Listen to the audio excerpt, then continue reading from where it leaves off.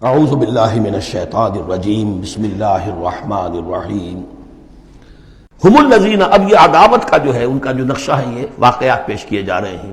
ایک غزوے سے واپسی پر دو مسلمانوں کی کچھ لڑائی ہو گئی، ایک مہاجر تھے اور ایک تھے انصاری۔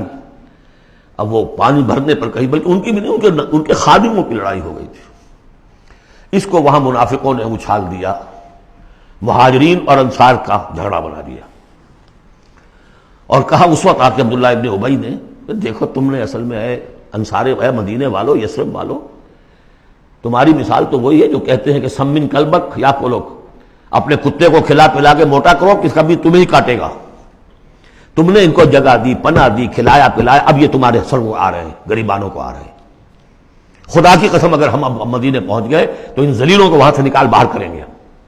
ان کی یہ جرت، انصاری کا خادم اور ایک مہاجر کا خادم لڑے ایک انصاری کے خادم سے۔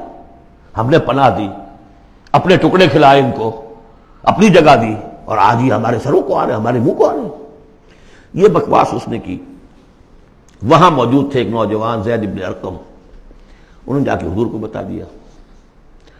حضور نے بلایا، نہیں جی جھوٹ، پتہ میں نے نہیں کہا، یہ چھوکرے نے پتہ نہیں کہاں سے سن لیا، یہ چھوکرا کیا ہے یہ، اور آپ اس کی بات مان رہے ہیں میرے معاملے میں۔ خاموش رہے حضور۔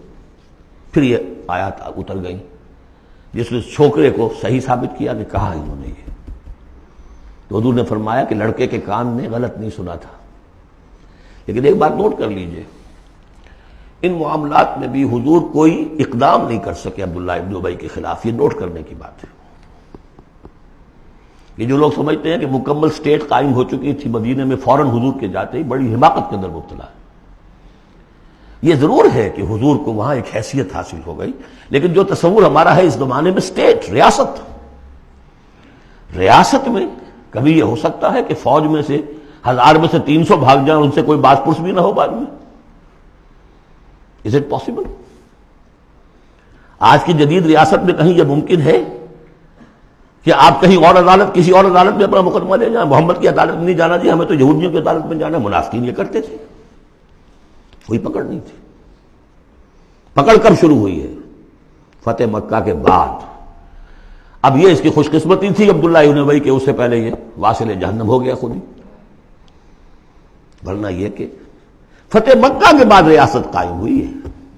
یہی وجہ کہ اس کے بعد پھر جب جنگ کا اعلان ہوا ہے تو جو نہیں گئے ان سے باس پرس ہوئی ہے، حساب کتاب ہوا، اس سے پہلے نہیں۔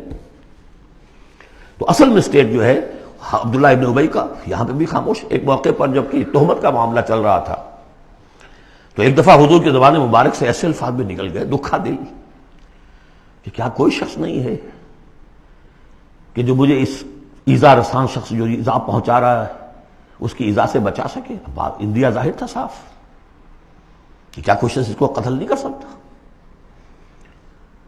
اب واقعات مختلف آتے ہیں۔ ایک واقعے میں تو یہاں تک آتا ہے کہ سعد ابن معاذ موجود تھے، انہوں نے کہا کہ حضور آپ مجھے حکم دیجیے، میں قتل کرتا ہوں۔ سعد ابن عبادہ تھے، وہ خزرج میں سے تھے، وہ فوراً تم یہ اس لیے کہہ رہے ہو کہ وہ خزرج کا آدمی ہے۔ تو معلوم یہ ہوا کہ وہ جو قبائلی عصبیتیں تھیں کسی نہ کسی درجے میں ابھی موجود تھیں، ایک دن میں صاف نہیں ہوتی یہ چیزیں۔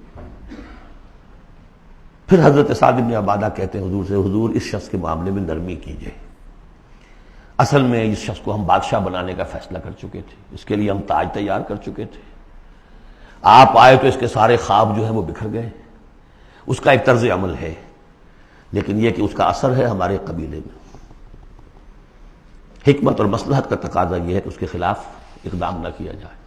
یہ بات سمجھ، ابھی ریاست اس درجے کی نہیں تھی کہ ان تمام چیزوں کو بالکل، ان مصلحتوں کو بالکل نظر انداز کرتے ہوئے جو قدم چاہے اٹھا دیں، یہ نہیں۔ اب کتنا بڑا کفر ان کا چلا آ رہا ہے یہاں پر۔ ہم الذین یقولون لا تنفقوا علی من عند رسول اللہ حتی ینفضوا، یہی ہے وہ لوگ جو کہتے ہیں کہ مت خرچ کرو ان پر جو اللہ کے رسول کے گرد جمع ہو گئے ہیں، دیکھنا ان بستیوں کو تم کے ویراں ہو گئیں، یہ سب بھاگ جائیں گے اگر تم ان کے اوپر خرچ نہ کرو۔ حتی ینفضوا، یہاں تک کہ وہ منتشر ہو جائیں۔ وَلِلَّهِ خَزَائِنُ السَّمَاوَاتِ وَالْأَرْضِ، حالانکہ اصل خزانے کائنات کے، آسمان اور زمین کے اللہ کے اختیار میں ہیں۔ وَلَٰكِنَّ الْمُنَافِقِينَ لَا يَفْقَهُونَ، لیکن ظاہر بات ہے کہ منافقین اس کا فہم نہیں رکھتے۔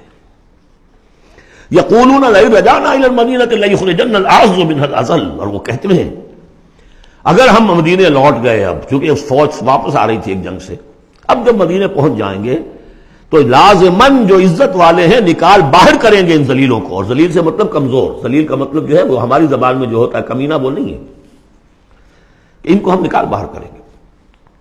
وَلِلَّهِ الْعِزَّةُ وَلِرَسُولِهِ وَلِلْمُؤْمِنِينَ، حالانکہ عزت تو اللہ کی ہے اور اہل ایمان کی ہے، اللہ کے رسول کی ہے اور اہل ایمان کی ہے۔ وَلَٰكِنَّ الْمُنَافِقِينَ لَا يَعْلَمُونَ، لیکن یہ منافق جانتے نہیں۔ لیکن ہوا یہ کہ جب یہ قول پہنچا ہے، عبداللہ ابن ابی کے بیٹے کا نام بھی عبداللہ ہے، وہ بڑے مخلص نوجوان، خالص، صادق القول، صادق الایمان، انہیں معلوم ہے میرے باپ نے یہ کہا ہے، تو مدینے میں دروازے میں کھڑے ہو گئے ننگی تلوار لے کر، اپنے باپ سے کہا ہے کہ جب تک تم یہ نہیں مانو گے کہ تم ذلیل ہو، عزت ہے اللہ کے لیے اور اس کے رسول کے لیے اور اہل ایمان کے لیے، اس وقت تک مدینے میں گھسنے نہیں دوں گا۔ فریاد بھی کی، حضور سے بھی کہا، لیکن پھر کہنا پڑا اس کو کہ ہاں اللہ، اس کا رسول اور اہل ایمان عزت والے ہیں، ہم ذلیل ہیں۔ تب داخل ہوئے۔